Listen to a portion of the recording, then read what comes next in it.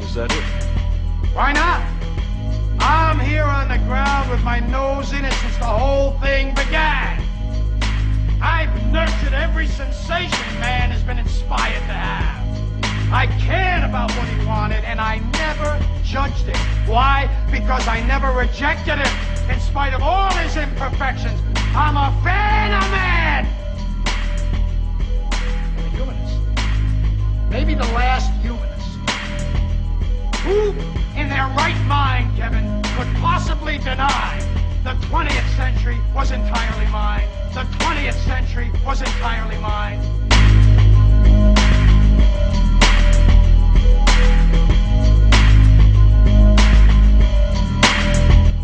All of it, Kevin! All of it. Mine. I'm peeking. It's my time now. It's my time now. It's my time now. They had three major policies that were going to be followed. First, Lucifer says, we have to make sure that people, humans, get to believe that Satan and his angels do not really exist. But there is one.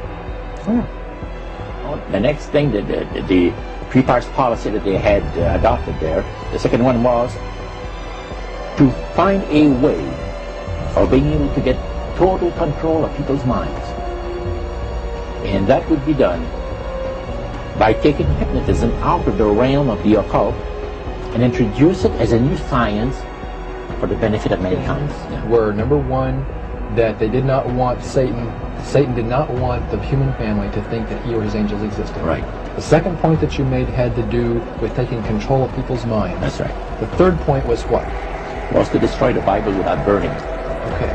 See? And what was his strategy on that? On that? It was very interesting, because after the Great General Council, it was decided that Satan would tutor Charles Darwin personally in setting up the principles of his theories of evolution. He was tutored by Lucifer himself, Father Lucifer.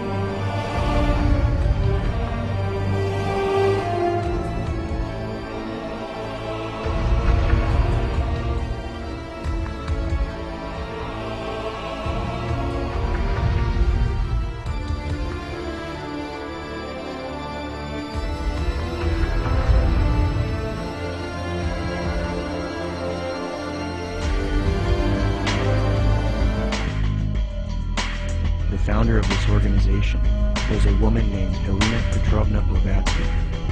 Born August 12, 1831, Helena Blavatsky was very interested early in her life in the supernatural and the mythological. From 1848 to 1858, Blavatsky would travel the world to ascertain an understanding of the religious traditions of the world. She claimed to have traveled to South America, Egypt, Canada, France, Greece, Mexico, Tibet, India, Germany, and England during this time. It is said that during this travel, she learned many mysteries, secrets, and occult knowledge from every walk of life. With all of this new esoteric information in her mind, she moved to New York in 1873. Then in 1875, she formed an occult organization called the Theosophical Society. She founded this society with two men, Colonel Henry Steele Olcott and William Quan Judge.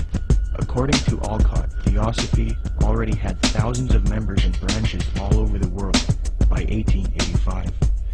After New York, Blavatsky and Olcott established the Theosophical headquarters in India, and the membership roster grew increasingly as time went on.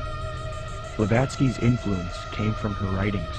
Her first book was entitled Isis Unveiled, published in 1877.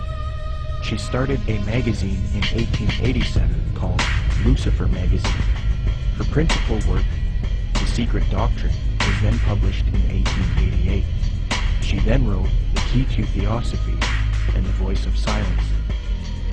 It is said that part of Blavatsky's book, The Secret Doctrine, was channeled to her through an ascended master or highly evolved being called Cthulhu who spoke to her. Belief in these ascended masters who communicate to humanity is very crucial when studying the New Age. We will look at that doctrine later. In Blavatsky's book, The Key to Theosophy, she lists three main goals of theosophy: universal brotherhood of humanity without distinction of race, color, or creed, to promote the study of the world's religions, and to investigate the hidden mysteries of nature. As time went on, Theosophy got very popular. Many prominent figures would join the Theosophical Society from all over the world, and many popular doctrines of today's New Age movement would be molded and shaped by them. Theosophy is the first major New Age group, and they are largely responsible for many of the modern New Age beliefs, including the belief that Jesus represented the Sun God.